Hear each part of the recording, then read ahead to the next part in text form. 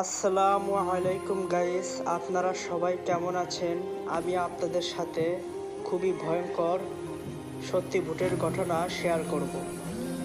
এই ঘটনা যদি আপনাদের ভালো লেগে থাকে আপনারা অবশ্যই লাইক, কমেন্ট, সাবস্ক্রাইব করবেন। বেশি কথা না বলে শুরু করা যাক। এক লোক রাতের অন্ধকারে একা জঙ্গলের পথ ধরে বাড়ি ফিরেছিল, হাতে টিম টিম করে জ্বলা হারিকেন। চলতে চলতে হঠাৎ সে লক্ষ্য করলো হারিকেনের আলো পরে রাস্তার পাশে কি যেন ঝিলিক দিয়ে উঠল। কৌতূহলী হয়ে লোকটা এগিয়ে গেল সেই দিকে। গিয়ে দেখলো এক মেয়ে লাশ পড়ে আছে। সে ভয় পেলেও ঠিকই দেখলো মেয়েটির ডান হাতের মধ্যম আঙ্গুলে একটি হীরার আঙুলটি জল জল করছে। একটু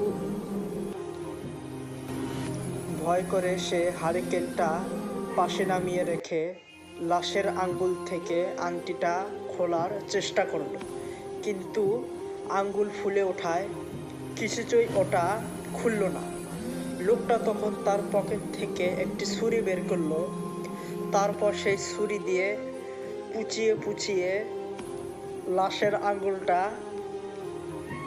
কেটে ফেলল। ঠিক তখনই রাতের নিস্তব্ধতা ভেঙে কাছাকাছি কোথাও একটা শেয়াল ডেকে উঠল। লোকটা প্রচণ্ড ভয় পেয়ে ওই আঙ্গুল সহ আংটি পকেটে পুরে ছোটা শুরু করলো। এক ছুটে বাড়িতে এসে কাউকে কিছু না বলে সে ওই রাতে চুপে চুপে আঙ্গুল থেকে আংটি ছাড়ালো। তারপর আংটিটা লুকিয়ে রেখে আঙ্গুলটা পুঁতে ফেললো মাটিতে। এরপর অনেক দিন কেটে গেছে। লোকটা সেই মেয়েটির কথা প্রায় ভুলে গেছে। এক অমাবস্যার রাতে সে তখন বাড়িতে একা, চারিদিকে শুনশান নীরবতা। হঠাৎ বাইরে দরজার কড়া নড়ে উঠল, খট খট খট। সে একটু বিরক্তি নিয়ে গিয়ে দরজা খুলল।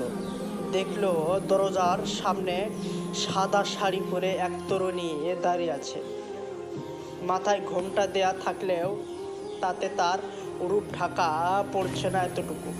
লোকটা গদগদ হয়ে প্রশ্ন করলো, কি ব্যাপার, কাকে চান?